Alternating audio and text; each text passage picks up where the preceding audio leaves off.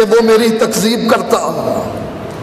وشتمنی، آدم کا بیٹا مجھے گالیاں نکالتا ہے. ولم یکن لہ ذالک، اور آدم کے بیٹے کے لیے یہ روا نہ تھا کہ وہ مجھے گالیاں نکالتا. فرمایا فاما تکذیبہ ایایا فقولہ لن یعیدنی کما بدانی، اس کا تکذیب کرنا، اس کا مجھے جھٹلانا، اس کی یہ بات کہ اللہ مجھے دوبارہ زندہ نہیں کرے گا جیسے اس نے مجھے پہلے پیدا کیا، یہ اس کی بات میری تکذیب ہے. وَلَيْسَ أَوَّلُ الْخَلْقِ بِأَهْوَنَ عَلَيَّ مِنْ عِيَادَتِهِ، حالانکہ اس کو دوبارہ پیدا کرنا میرے لیے کوئی مشکل نہیں. جب میں نے اس کو اس حال میں پیدا کیا، هَلْ أَتَىٰ عَلَى الْإِنسَانِ حِینٌ مِّنَ الدَّهْرِ، جب اس پر ایک ایسا وقت بھی آیا کہ اس کا نام و نشان نہیں تھا، میں نے پانی کے قطرے سے اس کو پیدا کر دکھایا.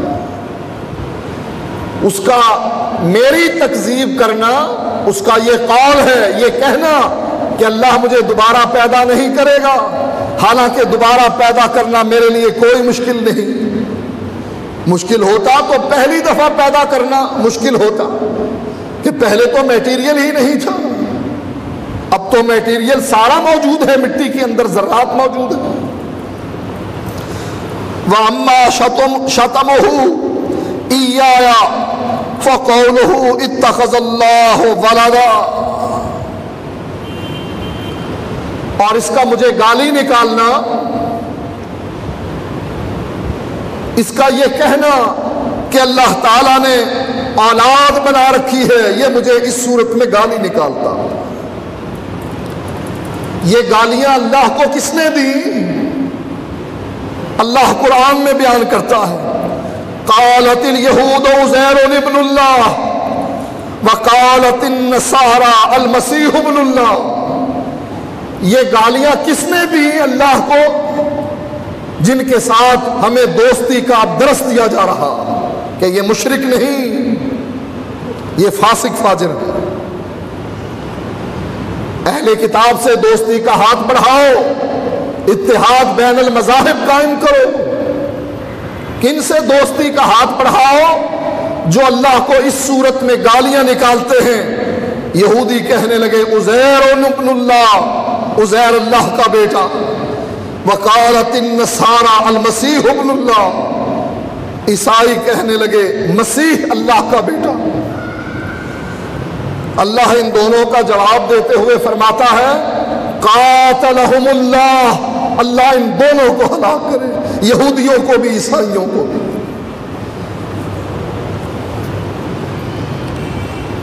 بعض ممالک میں یہودیوں اور عیسائیوں کی ہلاکت کی دعا کرنے پر پابندی لگا دی گئی.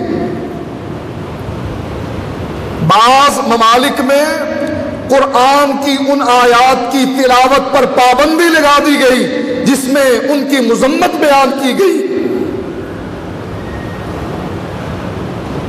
اور ہمیں ان سے دوستی کا درس دیا جا رہا.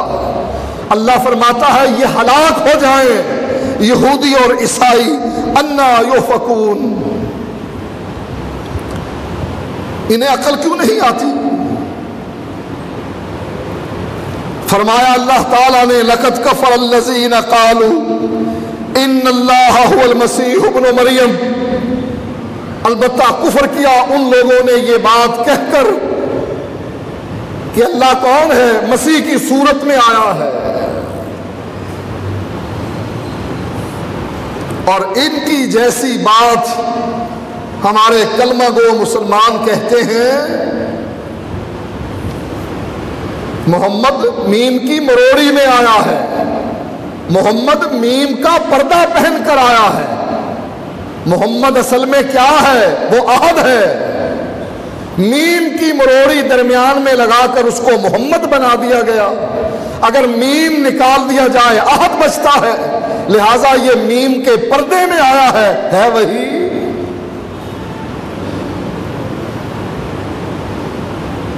یہ بات کہنا یہ ویسے ہی کفر ہے جیسے یہودیوں اور عیسائیوں کا کفر ہے، اور ان لوگوں کو اپنا بھائی قرار دے کر یہ کہنا کوئی فرق نہیں ہم میں، ہم ملت اسلامیہ میں ایک جیسے ہیں، یہ کہنا ویسے ہی کفر ہے جیسے یہودیوں اور عیسائیوں کا کفر ہے۔ جو غیر اللہ کی پوجا کرتا ہے، غیر اللہ کی عبادت کرتا ہے، وہ دائرہ اسلام سے ایسے ہی خارج ہے جیسے ابو جہل اور ابو لہب خارج ہے۔ اتنا بڑا جرم کہ آج عقیدے کی بات کہنا جرم بن جائے، آج توحید بیان کرنا جرم بن جائے، اس سرزمین پر جس سرزمین کو حاصل کیا گیا پاکستان کا مطلب کیا؟ لا الہ الا اللہ۔ اتنا بڑا ظلم کہ آج قبر پرستوں کو اپنا بھائی قرار دے کر اور جو توحید کو بیان کرے اس کے بارے میں کیا فتویٰ لگے، یہ تکفیری ہیں، تکفیری۔ تکفیری کا معنی کیا ہے؟ جو اللہ کو کافر کہے۔ تکفیری کا معنی یہ ہے جو لوگوں کو کافر قرار دے وہ تکفیری۔ لہذا تم قبر پرستوں کو کافر کہتے ہو، لہذا تم بھی تکفیری۔ پھر کیا حکم لگے گا اللہ کی ذات پر؟ اللہ کہتا ہے لقد کفر الذین قالوا، یہ اللہ کفر کا فتویٰ لگاتا ہے کن پر؟ جو یہ کہہ رہے ہیں المسیح ابن اللہ، جو اللہ مسیح اللہ کا بیٹا ہے یا اللہ مسیح کی صورت میں آیا ہے، اللہ بھی تکفیری، اور پھر قرآن بھی تکفیری، نبی بھی تکفیری۔ کفر کا اسی لیے تو یہ کہتے ہیں نا یہودی اور عیسائی، جب تک مسلمانوں کے پاس قرآن ہے دہشت گردی پھیلے گی، یہ یہودیوں اور عیسائیوں پر حملے کریں گے، یہ یہودیوں اور عیسائیوں کے دوست نہیں بنیں گے۔ کیوں؟ اس لیے کہ قرآن اس دہشت گردی کی تعلیم دیتا، اور یہ حق ہے، یہ سچ ہے کہنا کہ قرآن یہی تعلیم دیتا ہے۔ یہودی اور عیسائی ہمارے دشمن ہیں، دوست نہیں۔ وَلَن تَرْضَىٰ عَنْكَ الْيَهُودُ وَلَا النَّصَارَىٰ، اے نبی نہ کوئی یہودی تیرا دوست بن سکتا ہے نہ عیسائی بن سکتا ہے، حَتَّىٰ تَتَّبِعَ مِلَّتَهُمْ، جب تک کہ تو عیسائی اور یہودی نہیں بن جاتا۔ ان کا کہنا سچ ہے، قرآن یہی تعلیم دیتا۔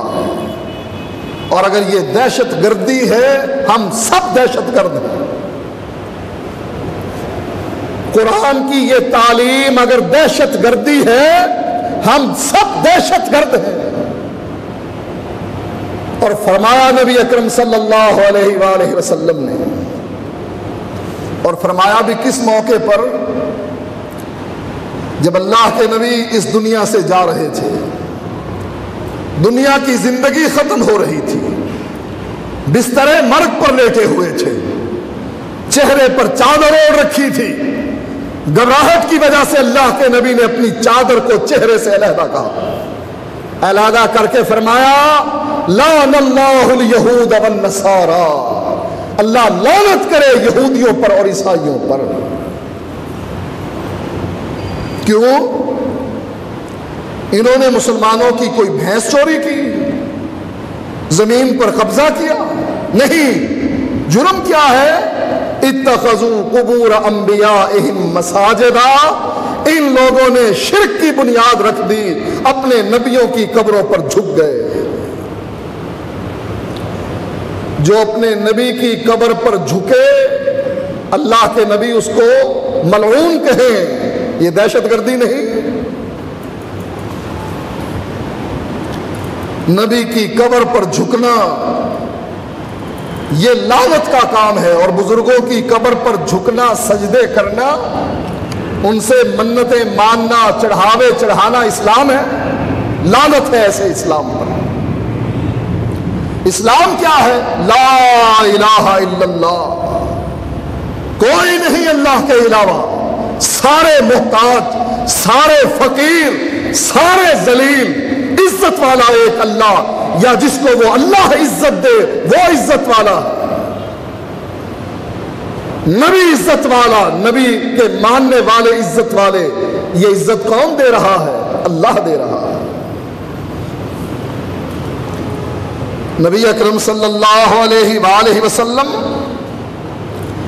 اللہ کی یہ بات نقل کر کے فرماتے ہیں وَأَنَا الْأَحَدُ الصَّمَدُ،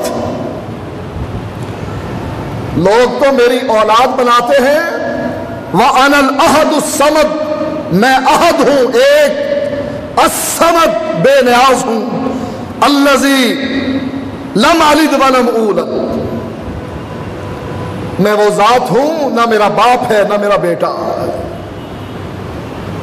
نہ میری بیوی ہے نہ میری برادری ہے، اکیلا ہوں، کوئی نہیں، ولم یکن لہ کفوا احد، میرا ہمسر بھی کوئی نہیں، میری برابری کرنے والا بھی کوئی نہیں۔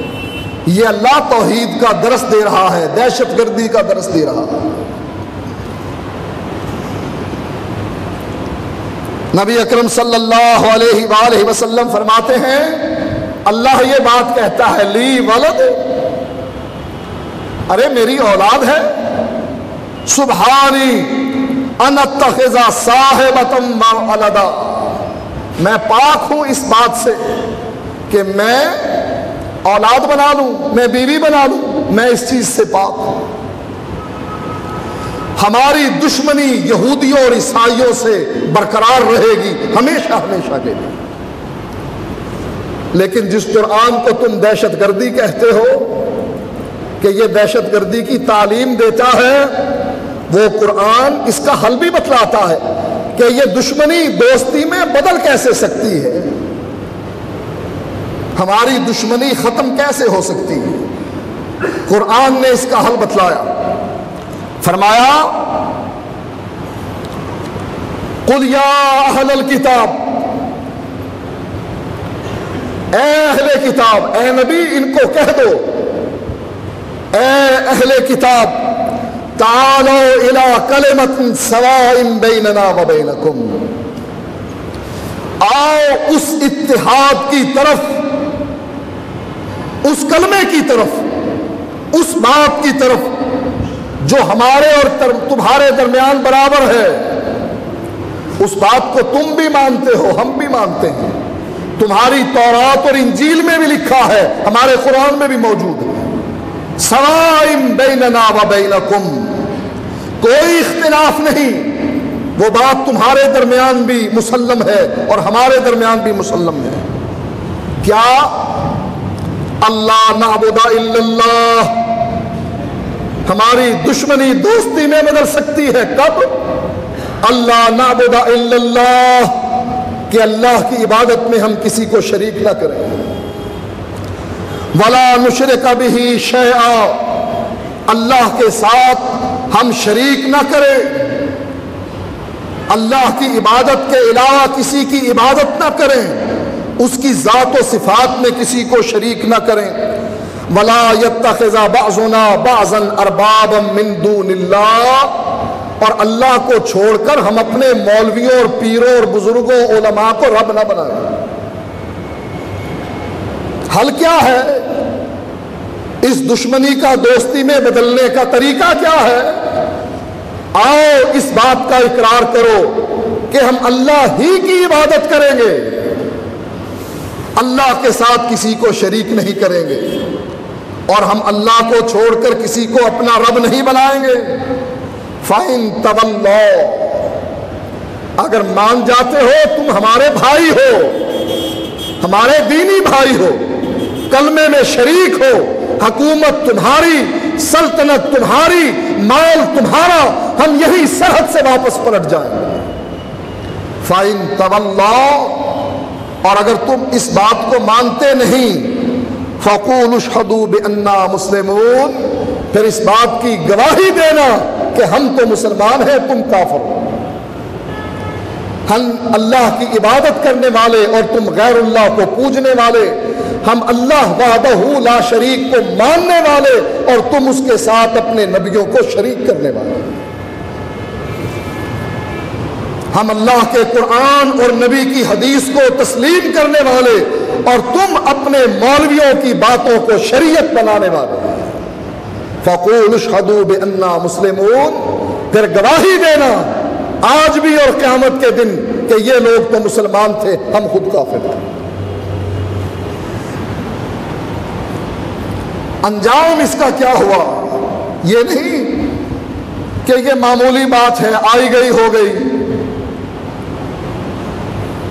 اللہ کو دشمن بنا کر، نبی کو دشمن بنا کر، قرآن سے دشمنی کر کے، جبریل سے دشمنی کر کے، مسلمانوں سے دشمنی کر کے ملا کیا؟ فرمایا وَضُرِبَتْ عَلَيْهِمُ الذِّلَّةُ وَالْمَسْكَنَةُ، ہم نے ان پر ذلت اور مسکنت کو مسلط کر دیا. وَبَاءُوا بِغَضَبٍ مِّنَ اللَّهِ، ذلت اور مسکینی ان کے مقدر میں لکھ دی اور اللہ کی طرف سے پلٹے تو اس حالت میں کہ اللہ کا غضب ان پر نازل ہوا. بِأَنَّهُمْ كَانُوا يَكْفُرُونَ بِآيَاتِ اللَّهِ، جرم کیا تھا ان کا؟ غلطی کیا تھی ان کی؟ فرمایا یکفرون بآیات اللہ، پہلا جرم تو یہ تھا کہ اللہ کی آیات کا انکار کر دیتے تھے. وَيَقْتُلُونَ النَّبِيِّينَ بِغَيْرِ حَقٍّ، اور انبیاء کو قتل کرتے تھے بغیر الحق، نا حق. ذَلِكَ بِمَا عَصَوْا وَكَانُوا يَعْتَدُونَ، اور یہ لوگ نافرمان بھی تھے اور زیادتی کرنے والے بھی تھے.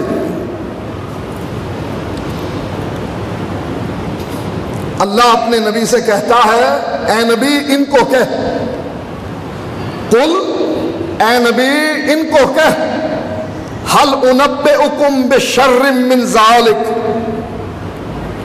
مثوبۃ عند اللہ، اے نبی ان کو بتلا کہ میں اس آدمی کی خبر تمہیں نہ دوں، اس آدمی کے بارے میں نہ بتلاؤں جو اللہ کے نزدیک ذلیل ترین ہے، جس کا مقام، جس کی قدر و منزلت اللہ کے نزدیک بری ہے. وہ کون ہے؟ فرمایا من لعنہ اللہ، وہ ہے جس پر اللہ کی لعنت ہوئی ہے. اللہ کی لعنت کس پر ہے؟ یہودیوں اور عیسائیوں پر. اے نبی ان کو بتلا کہ اللہ کے نزدیک یہ ذلیل ترین لوگ ہیں. کون؟ من لعنہ اللہ، جن پر اللہ نے اپنی لعنت برسائی. وغضب علیہم، اور اللہ جن پر غضبناک ہوا.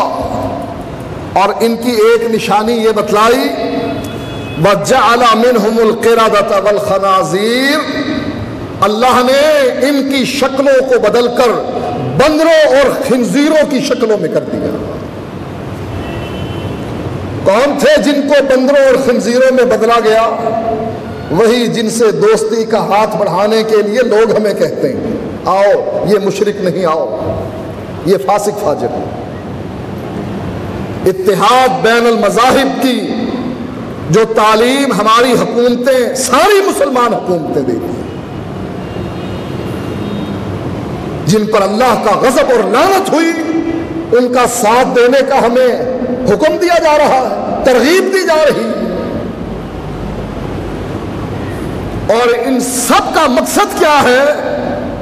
یہودیوں کا، عیسائیوں کا، کفار کا اصل مقصد کیا ہے؟ اللہ قرآن کی اس آیت میں بیان کرتا ہے یریدون لیطفئوا نور اللہ بافواہہم. ساری طاقتوں کا، طاغوتوں کا، عیسائیوں، یہودیوں اور کافروں کا ایک ہی مقصد ہے، یریدون لیطفئوا نور اللہ بافواہہم. یہ چاہتے ہیں کہ اللہ کے نور کتاب کو بجھا دیں، جلا دیں، مٹا دیں، بدل دیں، تحریف کر دیں. کیوں جلایا جاتا ہے قرآن کو؟ اسی لیے کہ اگر قرآن رہا مسلمانوں کے اندر توحید رہے گی، توحید رہی تو اسامہ بن لادن پیدا ہوگا وہابی۔ کیا کیا جائے، اس کا حل کیا ہے؟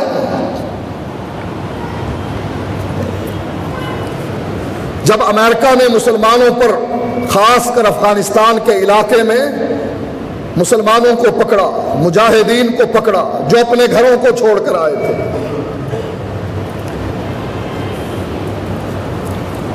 جنہوں نے یہودیوں اور عیسائیوں کے خلاف لڑنے کا فیصلہ کیا تھا، جس کو پکڑتے پوچھتے تعلیم کہاں سے حاصل کی، کہتے جامعہ اسلامیہ مدینہ المنورہ سے کی۔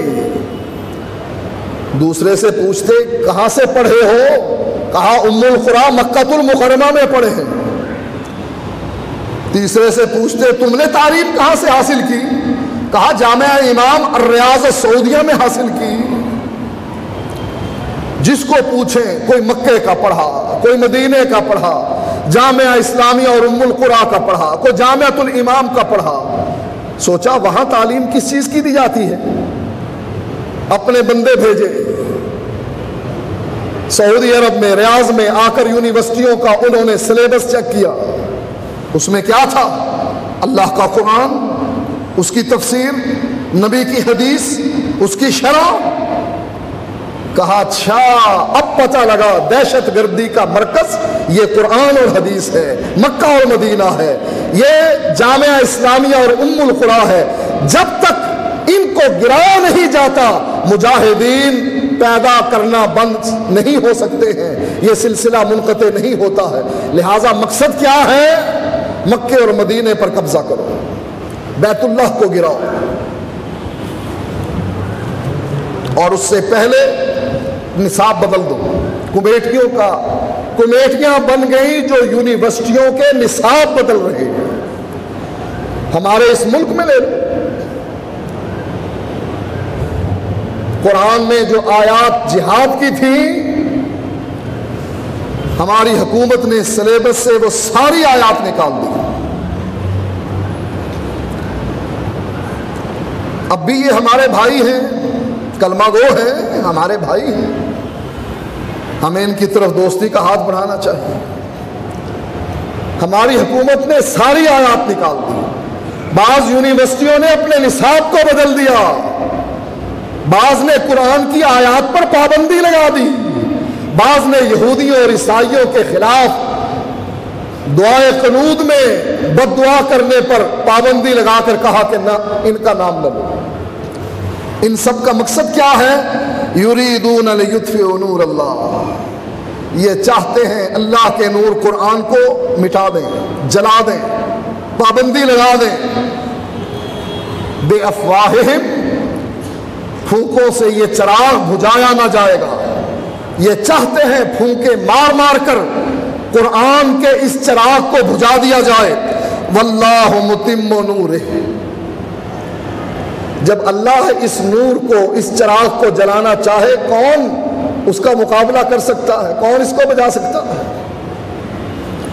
اللہ فرماتا ہے واللہ متم نورہ ولو کرہ الکافرون، کافر چاہے اس کو ناپسند کریں، اللہ اس نور کو پورا کرنے والا ہے، قرآن پورا رہے گا۔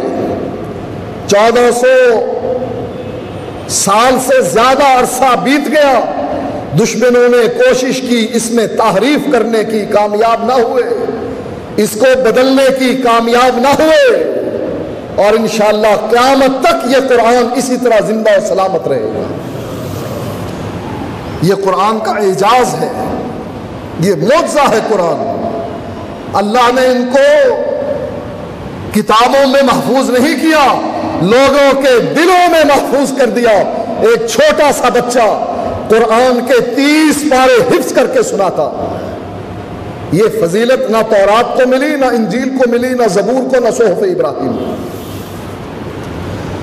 میرے بھائیوں، اپنے عقیدے کی اصلاح کرو، تیار ہو جاؤ، مشکل گھڑیاں آنے والی ہیں، لوگ ڈراتے دھمکاتے ہیں، وفد بن کر آتے ہیں، اس آواز کو بند کرنے کے لیے پروگرام بناتے ہیں، تیار ہو جاؤ خون دینے کے لیے، لڑنے اور مرنے کے لیے، قرآن کی حفاظت کے لیے، نبی کی عظمت کے لیے، اللہ کی کبریائی کے لیے، اسلام کو پھیلانے کے لیے تیار ہو جاؤ، یہ خس و خاشاک کی طرح بہ جائے گا۔ موت ایک دن آنی ہے، 2 دن مقرر نہیں موت کے۔ کسی نے کسی سے کہا تھا کہ پہرے دار کیوں نہیں رکھتے ہو، گن مین کیوں نہیں رکھتے ہو؟ کہا میری حفاظت خود موت نے لے رکھی ہے، جس دن اس نے آنا ہے کسی پہرے دار کے روکنے سے رکے گی نہیں، اور جس دن اس نے آنا نہیں، ساری دنیا بھی مل جائے، ساری دنیا اکٹھی ہو جائے اس آدمی کو قتل کرنے کے لیے، ساری دنیا ناکام ہوگی، وہ آدمی زندہ رہے گا۔ یہ درس دیا تھا خالد ابن ولید نے اپنے بستر پر لیٹ کر کہ میرے جسم کا کون سا حصہ ہے جو اللہ کے راستے میں زخمی نہیں ہوا، میرے جسم کے کس حصے میں تلوار نہیں لگی، تیر نہیں لگے، لیکن موت کا ایک دن مقرر ہے۔ کہاں ہیں موت سے ڈرنے والے؟ آج اتنی جنگوں میں شرکت کرنے کے بعد مجھے موت آ رہی ہے تو اپنے بستر پر آ رہی ہے، میدان جنگ میں نہیں۔ اگر اسلام کے لیے آپ کے اندر غیرت موجود ہے، آج فیصلہ کر لیں، ہم توحید کا علم بلند کرتے رہیں گے، نبی کی عظمت کا اعلان کرتے رہیں گے، قرآن کی حفاظت کرتے رہیں گے، نبی کے سنت کو تازہ اور ہرا بھرا رکھتے رہیں گے۔ ساری دنیا مل کر بھی، یہی تو ہمارا اثاثہ ہے، یہی تو ہماری وراثت ہے۔ اگر یہی چھن گئی، اگر توحید ہی چھن گئی تو بچے گا کیا؟ اگر نبی کی سنت ہی کسی نے ہم سے چھین لی اور ہم ڈر گئے حق کہنے پر، حق کا اعلان کرنے سے، تو ہمارے پلے میں رہے گا کیا؟ یہی توحید و سنت تو ہے جس کو رب کے سامنے پیش کر کے کہتے ہیں مولا مانتے ہیں گناہگار ہیں، مانتے ہیں سیاہکار ہیں، مانتے ہیں صغیر اور کبیرہ گناہوں میں ملوث ہیں، لیکن مولا ایک وصف تو ہمارے اندر موجود ہے جس کو تو بھی مانتا ہے کہ اللہ کے علاوہ غیر اللہ کی عبادت نہیں کرتے، اللہ کے ساتھ کسی غیر کو شریک نہیں کرتے۔ اگر یہی کوئی ہم سے چھین کر لے گیا تو یاد رکھو ہم ذلت کے اس گڑھے میں گریں گے جہاں سے نکلنا ناممکن ہے۔ وآخر دعوانا الحمدللہ۔